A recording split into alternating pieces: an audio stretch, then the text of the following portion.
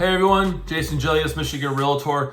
Many people ask me, are we going to see a repeat market that we saw in 2008? Are we going to see a housing crash? Are we going to see values, just drop like the Titanic? Okay, things like that. Is that going to happen? So I want to share with you 5 reasons why this isn't a repeat of the 2008 housing crash.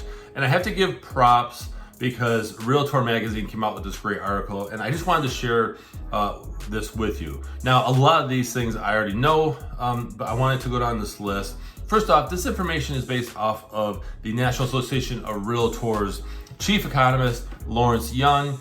You may have seen him on the news. He's everywhere. He's probably the most quoted chief economist in the world, okay?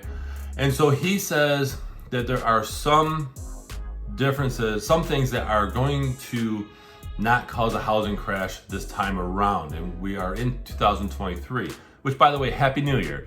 Okay, so many homeowners are still haunted by the 2008 recession, housing crash. That was definitely a bubble. That was absolutely crazy, okay? But here's why. Here are some factors that will basically keep the housing crash at bay, right? It's not gonna happen. So first off, the labor market still remains strong. You still have, although we have layoffs, right? We have that happen, especially in the tech industry. Overall, we're not experiencing the layoffs like we did in 2008.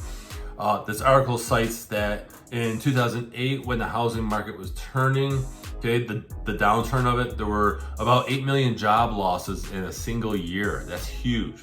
So a lot of people were having a hard time finding a job. And at that time, I was on the mortgage side of the real estate business, the real estate industry, and I seen engineers and people who couldn't find a job waiting tables. That's how bad it was. Okay, so the labor market still remains strong. We have less risky loans. So lenders are a lot more strict in terms of who they give financing to. They're not just throwing out loans to people. You have to pretty much jump through some hoops to get approved for a loan. And so, you're gonna have less risky loans and therefore less irresponsible lending, okay? Another one, underbuilding, of course, right? New home construction is actually slowing down. Builders are building less as they catch up with the orders that they have, right? But we have inventory shortages as well. So yes, we have interest rates going up, right? They're gonna be kind of doing this throughout 2023. They're estimated to be about 5.5% roughly, the national average, by the end of 2023, which something could happen to change that, but that's where they're predicted to go. Which, by the way, the national historic average is 8%. So, it's still low, okay? It's not 2% or 3%, but it's still low. But underbuilding and inventory shortages are going to keep us healthy in the housing market in 2023. Okay, we still have a massive housing shortage, although buyers have more power right now.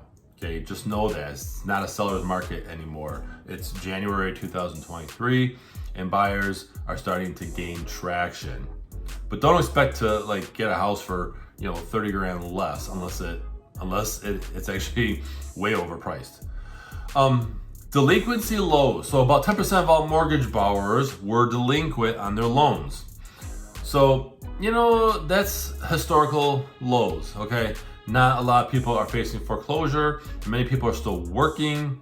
Many people went back to work, especially last year after this pandemic and all that fun stuff, okay? And then, of course, this other factor ties into the delinquency lows, where ultra low foreclosure rates are out there right now, meaning less people are facing foreclosure. That's huge, okay?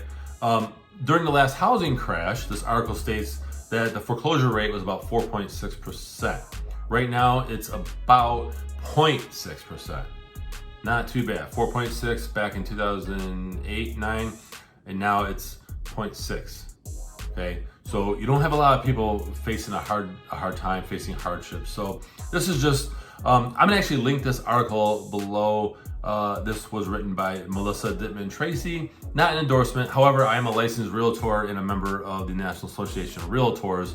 But I just had to give props. This is a great article and I wanted to share it with you. So